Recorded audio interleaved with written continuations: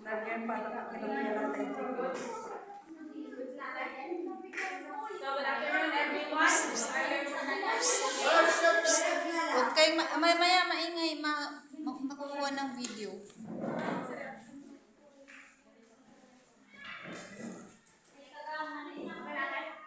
Okay na. Kaya na mag-cut. Good afternoon everyone. We are your presenter for today. Before we start, mag-guess the picture tayo. So, sasabihin niyo sa amin kung ano yung picture na nakikita niyo sa CCTV. Number 1. Fire. Wood. Wood.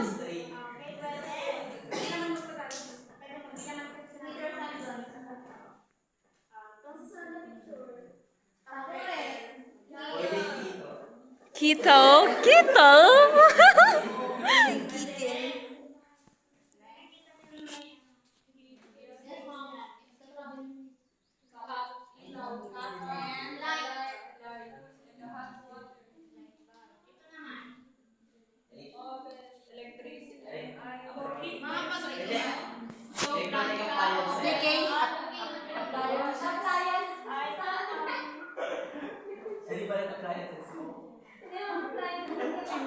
So, mga bata, tama yung sinabi niyo kanina. Yung fire ay kasama siya sa thermal energy kung saan yung apoy parang nag-produce siya ng energy and fire.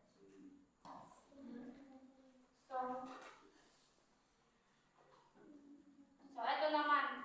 Sa nakikita nyo, yun yung burner, yung sa baba. And then, so habang umaapoy siya, pinatong yung, or itinaas yung kettle.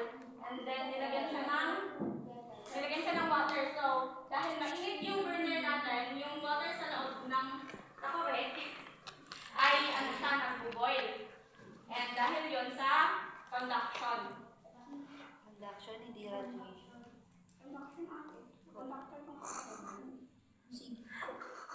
Ito rin, yung example ng conduction of heat. Ano po yung conduction? Mapag-aaral natin mamaya. Na-discuss na yun ni Ma'am, bakit may pamalo ka, ma'am? Paano namin sa... So, another example. Nakikita niyo yung cup and then yung spoon. Yes. So, kagaya ng ginawa ni Teacher Hazel nung nakaraan nating mga inaral, yung hot water ay nilagay siya sa cup. And habang nilagay yung spoon, habang tumatagal, yung init ng water nagtatransfer siya sa spoon. At umiinit din yung spoon dahil mainit yung water. So, example po siya ng conduction of heat. Okay.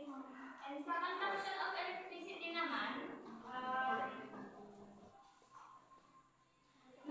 gamit ang electricity, yung napapait lang ang light bulb. Relax.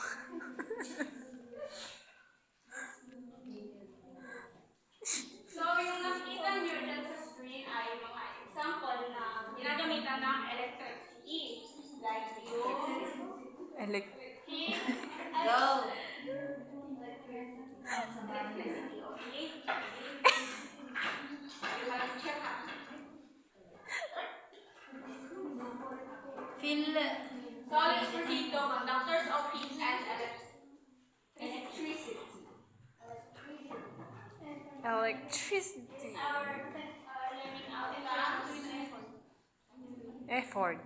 discuss why some materials are good conductors of heat and electricity. Second, and the third, how black and colored objects affect the ability to absorb heat.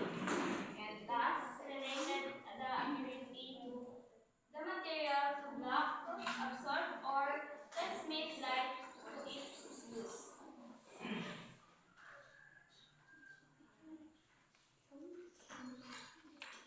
Factors. Factors affecting thermal conduction.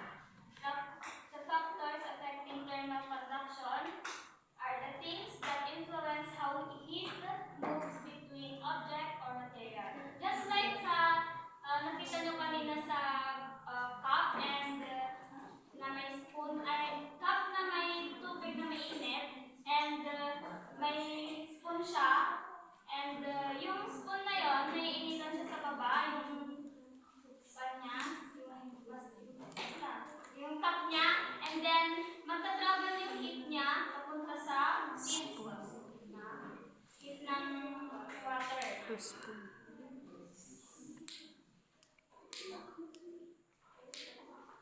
So, example ng thermal conduction.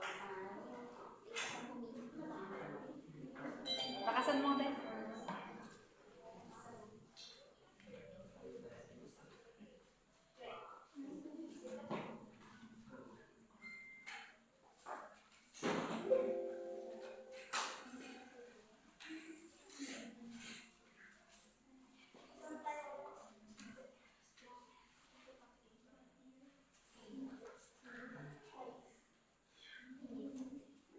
In this investigation, Gusto we are going to compare the heat conductivity of a glass rod and a metal rod.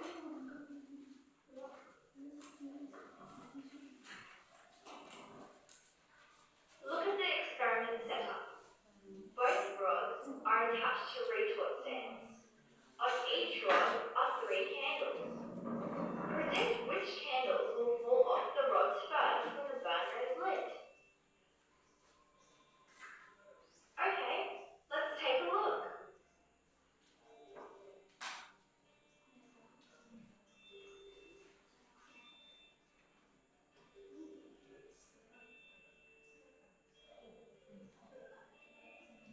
When the rods are heated, thermal energy moves along the rod from hot to cold.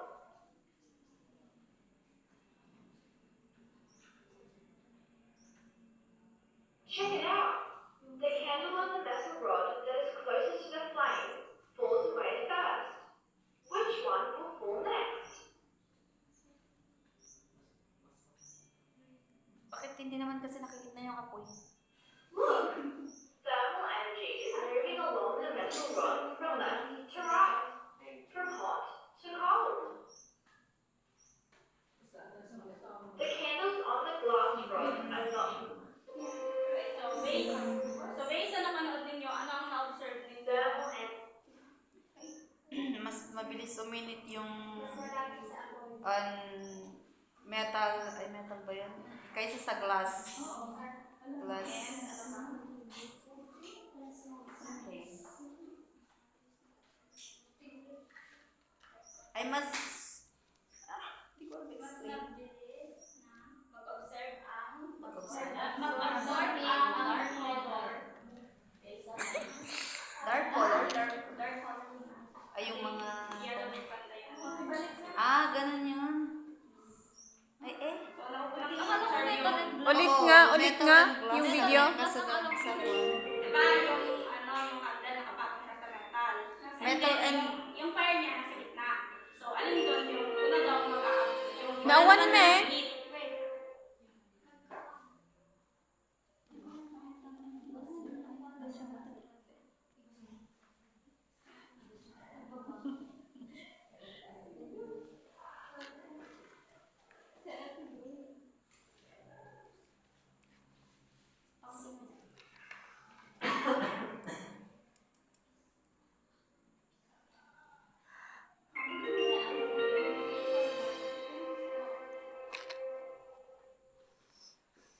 Thermal energy, heat, conductors and insulators.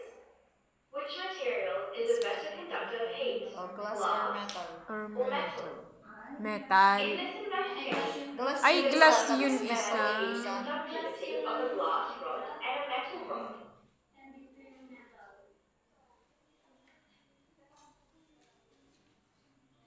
Look at the experiment setup. Both rods are attached to retort stands. On Okay na. each rod are 3. Next example na conductors and Tangi DLPita ha. Yan, nagpa-print ah. Electricity plays a fundamental role in our daily lives. It lights up our homes, powers our devices, and makes many of our daily chores more manageable. However, not all materials handle electricity in the same way. Materials can generally be classified into 2 main groups when it comes to their ability to conduct electricity: conductors and insulators. conductors are materials that allow electricity to flow through them easily. This happens because they have free electrons that can move from one atom to another, facilitating the flow of electric current.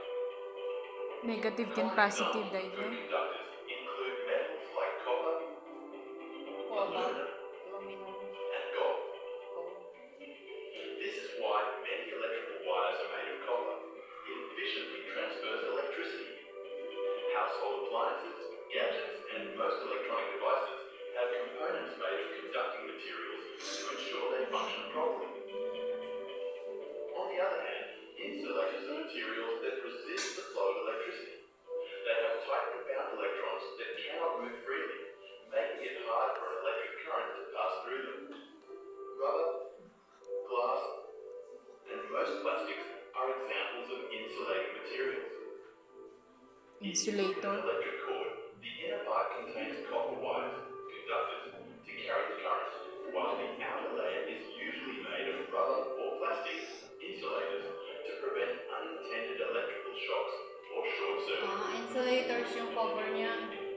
Okay, magbigay na kayo ng example ng mga conductors. Wire. Yung dun sa kwan.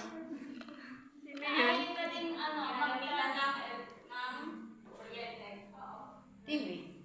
Then, ano pa? Cellphone. Aside sa TV. Washing. Retro. Any appliances that naisasaksak. Electric kettle. Intindihan niyo ba kung ano ang conductors and insulators? Nan. Yung insulators, may ano siya, plastic. Parang kinakover niya yung siya yung nagko-cover ng Electrical. ng electricity or conductor. Siya yung nag-protect para hindi kayo example yung mga wires. Yung Makuryente? wires dito sa labas and dito sa loob. Ito, parang ganito. May plastic siya. Siya yung nag-prevent na hindi tayo kuryente. Yun ang insulator. Yung conductors naman, ginagamitan siya ng heat. Anything na may heat, like sun, apoy,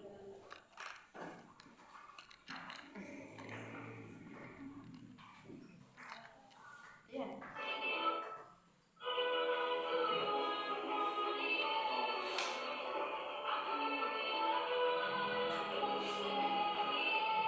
tingnan niyo yung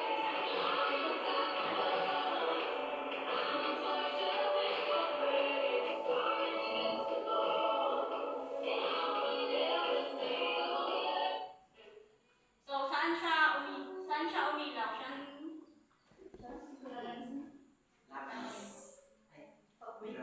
Yung yellow ba yung umiilaw? Yung yellow. Sige nga, sige nga. Iron. Sa iron. Fabric. Sa pencil. Ano yun? Graphite. Aluminum. Copper. Copper. Iron.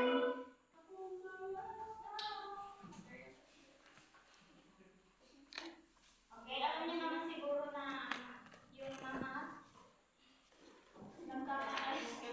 nakakapailaw ang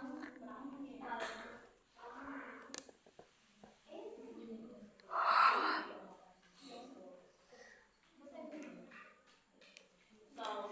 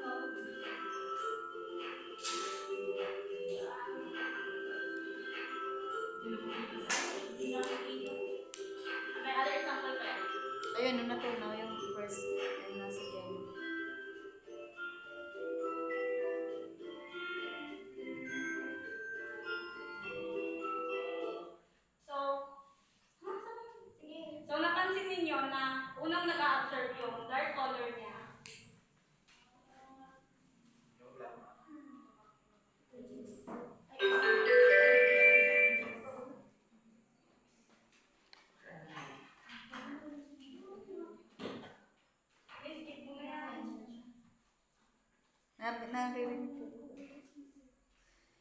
Okay, sa kanina, napanood nyo, Hindi. sa napanood nyo, basta unang mamimelt ang ice sa, Hindi nga ni. sa mas lighter na ilaw. Like yung yellow. Color. Oo, color. Yung yellow. Tapos, sunod is Black. black. And white. Tapos white and pink. Ani. Dark ani. Hindi ko pa-order ko na yun. Sabi ko dark. Okay. Exploring light, absorb, reflect, and transmit. Absorbance, the ratio of the amount of radiation observed by a surface to amount of radiation incidence upon it. Ito yung parang sa yung di ba may salamin na maliit. Tapos pag inilawan mo yun siya, yung mag-reflect siya, and then yung lalabas mga kulay na.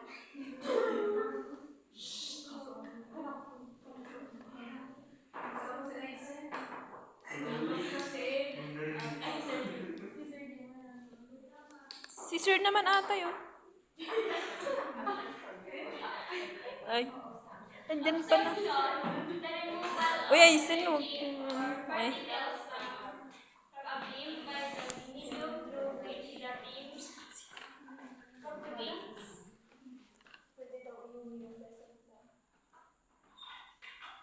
Sino may sabi?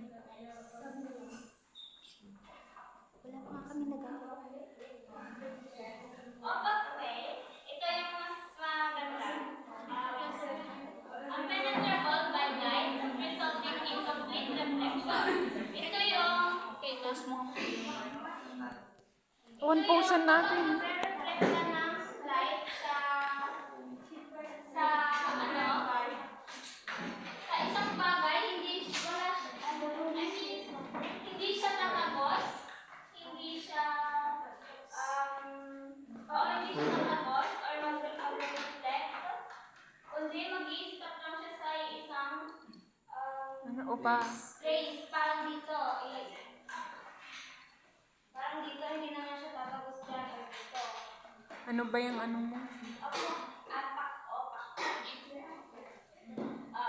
Reflectance, the ratio of intensity of reflected radiation to the radiation incident upon the Yung dalawa surface.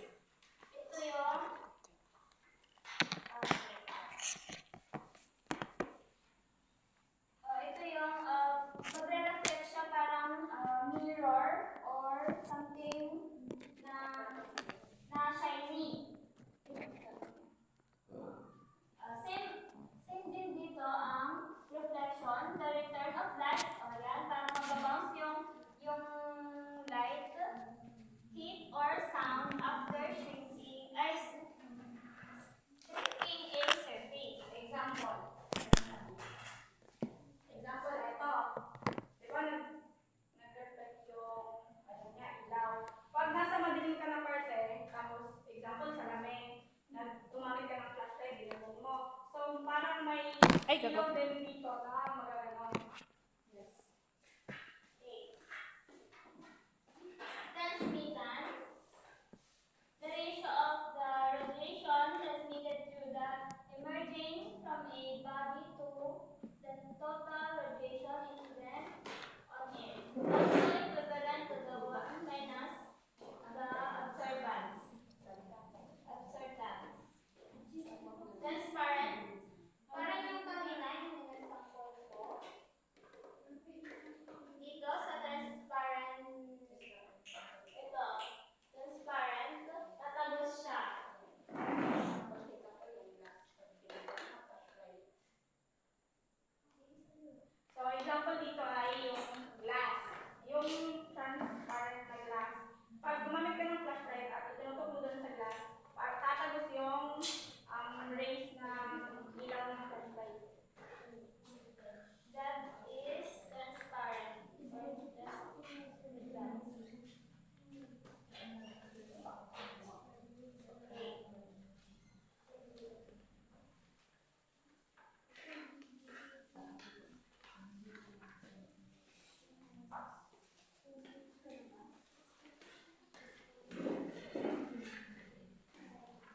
Conduction in non-metals. Heat transferred by vibration of atoms. Hot atoms vibrate more and pass energy to neighboring atoms through collision or vibration. Phonomons. Since electrons are tightly bound, heat transfer is slow, making non-metals poor conductors.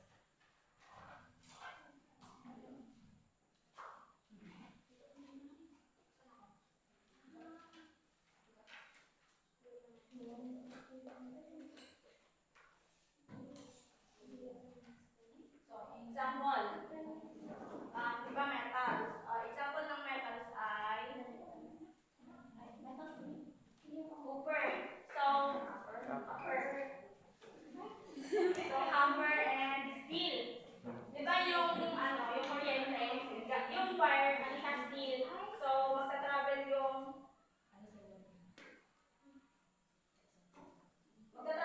heat kapag, so, pinaka-example dito apoy. Tapos yung, yung steel, ilalagay mo dun sa apoy. So, magta-travel yung init niya dun sa steel. Ganun kasi hanggang sa pinakadulo. Heat flow, conduction, convection, and radiation.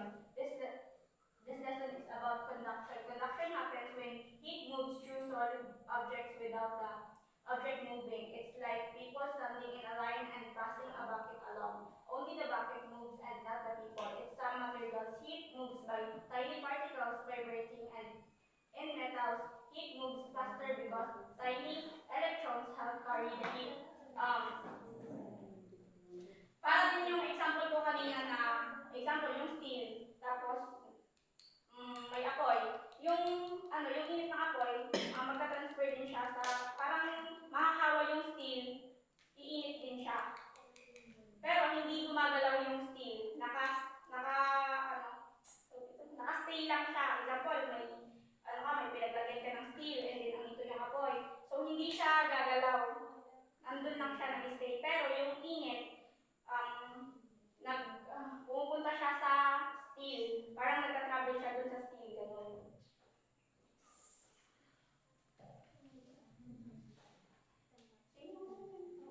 Conduction in metals, ganun din yung example niya.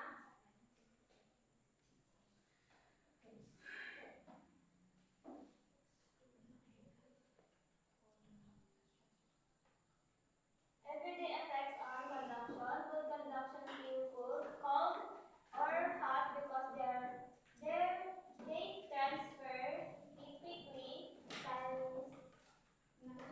Example, handling a hot cup of tea. So, di ba yung cup, pag nilagay mo ng mainit na tubig and then yung tea, iinit siya. So, pag hinawakan mo yung cup, so mainit siya. And then,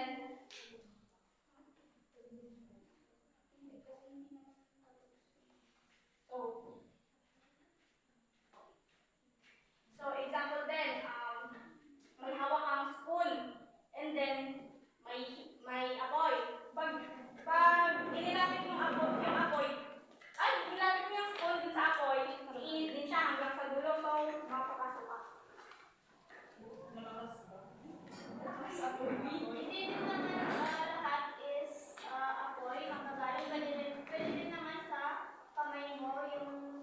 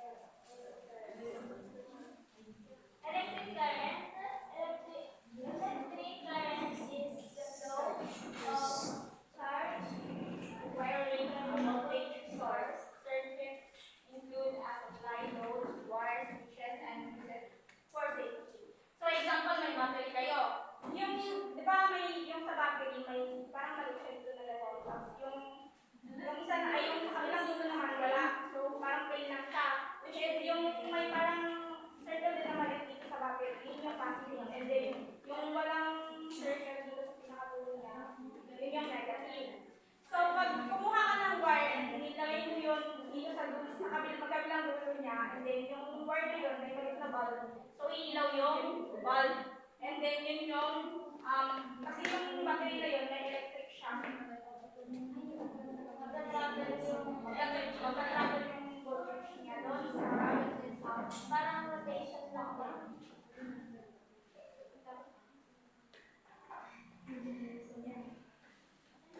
Conductors and insulators, metals na ground, electricity due to free electrons, while materials like rubber, glass, tightly hold electrons and act as insulators. So yung nasabi din kanina.